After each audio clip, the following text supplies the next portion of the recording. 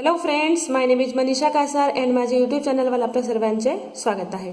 जसे की आपल्याला माहीत आहे की आपण स्टँडर्ड 7चे सायन्सचे chapter number 4 nutrition in living ऑर्गॅनिझमचे लेक्चर व्हिडिओ करत आहोत. त्यात आतापर्यंत न्यूट्रिशन इन प्लांट्स हे सर्व एक्सप्लेन झालेलं आहे. तर आजच्या या व्हिडिओमध्ये न्यूट्रिशन इन ॲनिमल्स हे स्टार्ट करत आहोत. So nutrition in animals, this concept refers to the body's need for nutritious mode of ingesting food and its use in the body. तर न्यूट्रिशन इन ॲनिमलचा जो कॉन्सेप्ट आहे ते बॉडीची जी गरज आहे न्यूट्रिशनसाठी ती, तसेच भोजन ग्रहण करण्याचे जे तरीके आहे आणि त्याचा यूज करण्याची जी पद्धत आहे यावर डिपेंड आहे. So nutrients necessary for various activities of the body are obtained from food. आपल्याला फूडपासूनच जितके हे न्यूट्रिएंट्स आहे आवश्यक वेगवेगळे ॲक्टिव्हिटी करण्यासाठी फूडपासूनच मिळत असतात. They are supplied to the various parts of body through blood. आणि हे जे न्यूट्रिएंट्स आहेत ते ब्लडच्या मार्फत आपल्या पुढे बॉडीमध्ये पोहोचत असतात. The food that we consume does not mix with blood as it is. It needs to convert into soluble form that can easily mix with blood. जे जेवण आपण करतो, जे जेवण आपण तोंडावाटे ग्रहण करतो तो ब्लडमध्ये असाच मिक्स होत नाही, तर याला आधी सॉल्युबल फॉर्ममध्ये कन्वर्ट व्हावा लागतो, त्यानंतर तो ब्लडमध्ये मिक्स होतो. Nutrition in animals involves various step from ingestion to egestion. जो न्यूट्रिएंट्स इन ॲनिमलची प्रोसेस आहे त्याच्यामध्ये वेगवेगळे स्टेप असतात, ग्रहण करण्यापासून तर शरीरातून बाहेर टाकण्यापर्यंत. हे जे स्टेप्स आहे न्यूट्रिशनचे ते टोटल 5 स्टेप्स आहे. फर्स्ट स्टेप आहे इंजेक्शन. इंजेक्शनमध्ये food is taken into the body. यामध्ये फूड बॉडीच्या आत घेतलं जातं, म्हणजे आपण जे तोंडाद्वारे जेवण करतो हे या अंतर्गत येतो. दुसरं डायजेशन म्हणजे पचन करणे. Conversion of food in to simple soluble form. जे जेवण आहे ग्रहण केला गेला जो जेवण आहे त्याला सॉल्युबल फॉर्ममध्ये कन्वर्ट करणे, सिम्पल सॉल्युबल फॉर्ममध्ये कन्वर्ट करणे म्हणजे पचन करणे होय, डायजेशन करणे होय. थर्ड स्टेपमध्ये याचं ॲब्झॉर्प्शन केलं जातो, शोषण केलं जातो, transfer of soluble food to the blood. जे सॉल्युबल फूड झालेलं आहे त्याला ब्लडमध्ये ट्रान्सफर करण्याचं काम ॲब्झॉर्प्शनमध्ये केलं जातो. म्हणजे आता ब्लडमध्ये जो सॉल्युबल फूड आहे तो मिक्स्ड होतो आणि या ब्लडच्या मार्फत वेगवेगळे बॉडी पार्ट्सपर्यंत पोहोचतो. फोर्थ स्टेप ॲसिमिलेशनची म्हणजे आत्मसात करणे.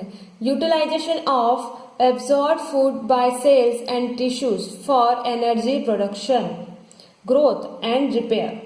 जे ॲब्झॉर्ब फूड आहे जो सेलमध्ये आणि टिश्यूजमध्ये एनर्जी प्रोडक्शनसाठी, ग्रोथसाठी आणि रिपेअरिंग, जो सेल्सची रिपेअरिंग करावी लागते वेळोवेळी, यासाठी उपयोग करणे म्हणजे ॲसिमिलेशन होय. फिफ्थ आहे इजेक्शन. इजेक्शनमध्ये removal of waste product and undigested food from body केला जातो. म्हणजे जे वेस्ट प्रोडक्ट शरीरामध्ये तयार होतो त्याला शरीरातून बाहेर टाकण्याची प्रोसेस फिफ्थ स्टेप आहे. तर असे 5 स्टेप्स आहे स्टेप्स इन न्यूट्रिशनचे.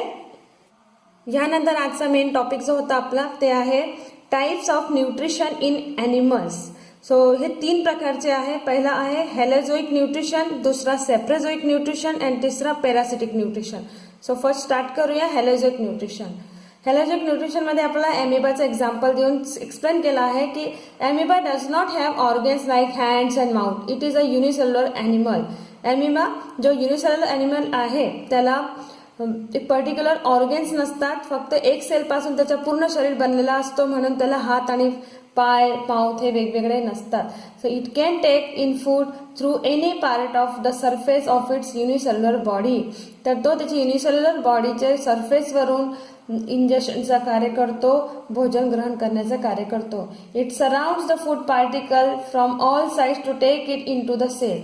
हा आपले भोजनला सर्वे दुरून कव्हर करतो, त्याला घेऱ्यामध्ये घेतो. And after that it digest the food with the help of different enzymes. त्यानंतर ते फूडला तो वेगवेगळे एन्झाईम्सच्या मदतीने डायजेस्ट करतो. Undigested food is left behind as the amoeba moves further with the help of pseudopodia. अमिबाला पाय नसतात म्हणून सुडोपोडिया म्हणून आभासी पाय असतात, त्याचे आभासी पाय असतात, त्यामुळे तो जेव्हा मुवमेंट करतो तर वेस्ट मटेरियल तो त्याच ठिकाणी सोडून देतो. In unicellular animals like amoeba, euglena, paramecium, etc., all the steps of nutrition occur within their unicellular body. अमिबाच्याच पद्धतीने पॅरामिशियम, युग्लिना आणि अमिबा जे वेगवेगळे युनिसेल्युलर ॲनिमल्स आहेत त्यामध्येही स्टेप्स ऑफ न्यूट्रिशन असेच असतात. फिगर 4.9 मध्ये अमिबाचा फूड ग्रहण करण्याची जी पद्धत आहे ती दाखवली गेली आहे की अमिबा जेव्हाही एखादा फूड पार्टिकल दिसतो, हे फूड पार्टिकल आहे अमिबा, याचा न्यूक्लियस हा, ते फूड पार्टिकलला कशा पद्धतीने हळूहळू सराउंड करतो, त्याला घेरतो. हळूहळू हा फूड पार्टिकल पूर्ण त्याच्या घेऱ्यामध्ये येतो अँड लास्टली तो फूड पार्टिकल आता अमिबाच्या शरीरात दिसत आहे, म्हणजे त्याने याचा आत्मसात केलेला आहे, ग्रहण केला आहे. तर असा होता अमिबाचा food ingestion. Insects have mouth part for ingestion of food. इन्सेक्ट्समध्ये माउथवाला पार्ट असतो फूड ग्रहण करण्यासाठी. For example insects like the cockroach and grasshopper which nibble have jaw like mouth parts. Butterflies suck food with a tube like proboscis.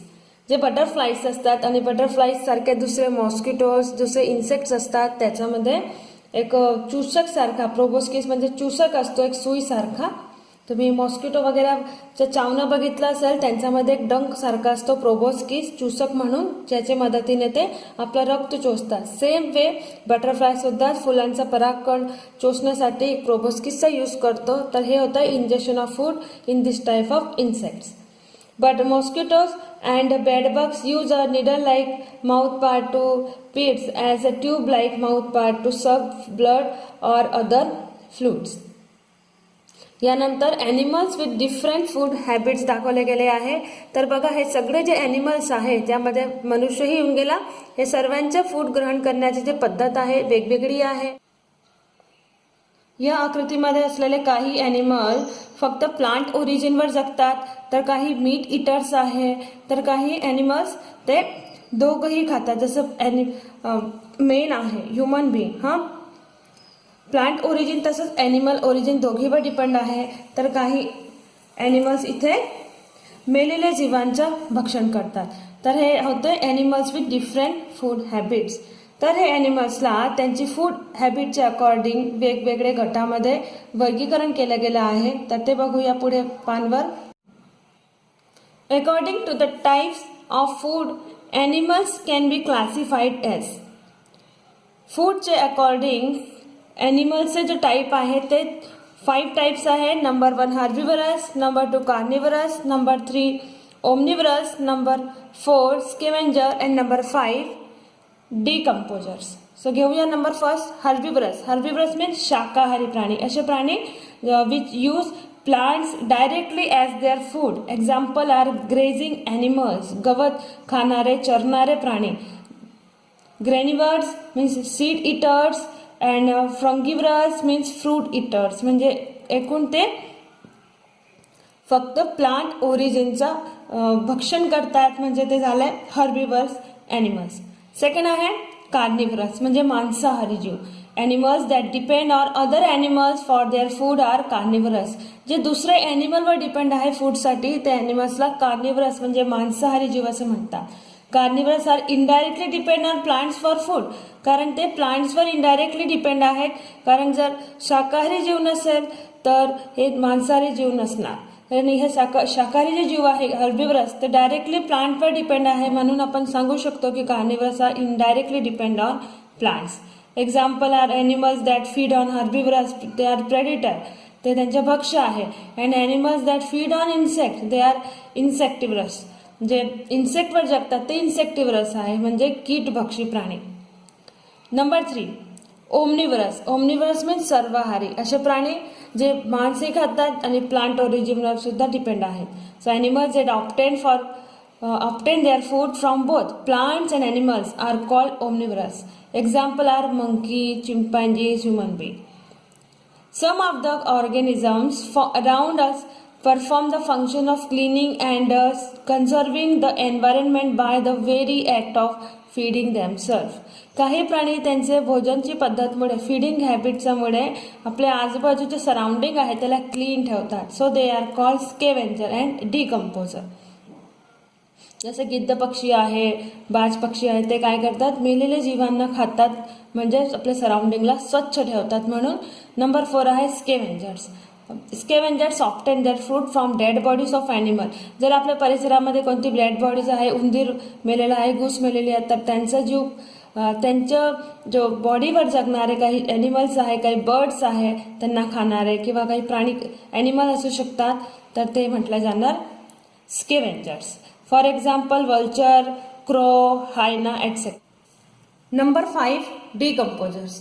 याला विघटक नाव असं म्हणतात. Decomposers are some microbes which obtain their food by decomposing the dead bodies of organisms or other materials.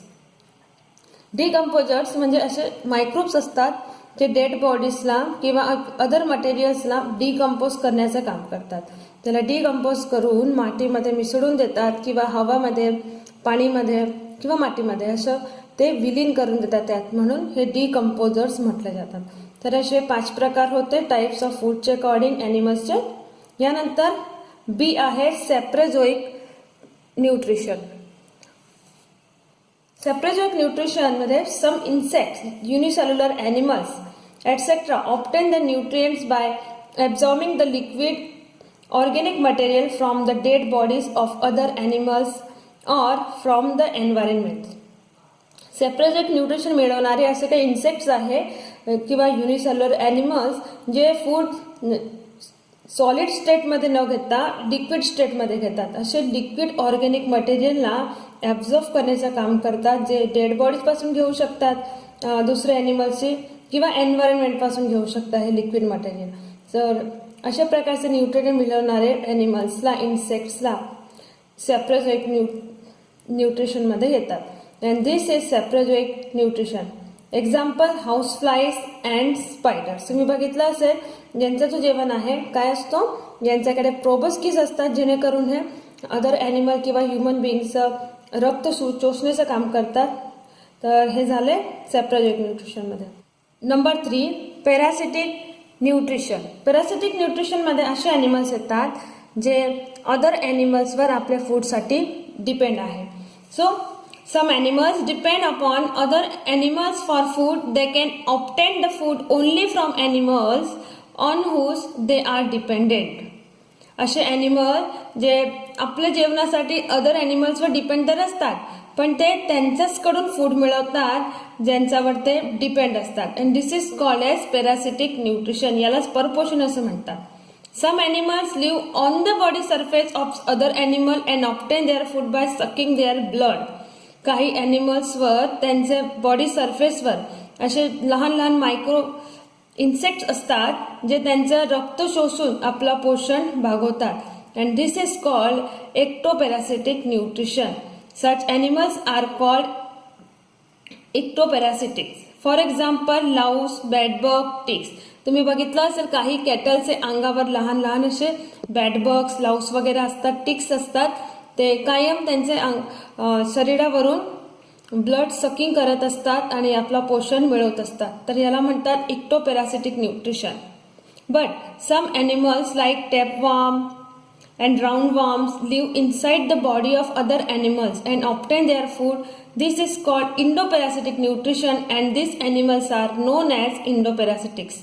तर जे टॅपवॉर्म, राऊंडवॉर्म सारखे कृमी आहे ते बॉडीच्या आतमध्ये असतात आणि पोटातून तो न्यूट्रिशन मिळवत असतात. आपले होस्ट ॲनिमल्स हे पोटातून आपला पोषण मिळवत असतात. तर असे न्यूट्रिशनला इंडोपॅरासिटिक न्यूट्रिशन म्हणतात.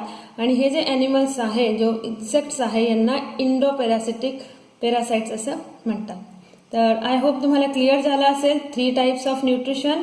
Number 1 holozoic nutrition, number 2 saprozoic nutrition and number 3 parasitic nutrition. Friends, या व्हिडिओसोबत आज चॅप्टर नंबर 4 सुद्धा फिनिश झालेला आहे. आय होप तुमचे लक्षात आलं असेल. Nutrition in living organism, nutrition in plants and nutrition in animals. Very easy concept होता. व्हिडिओ आवडला असेल तर प्लीज लाईक अँड शेअर करा.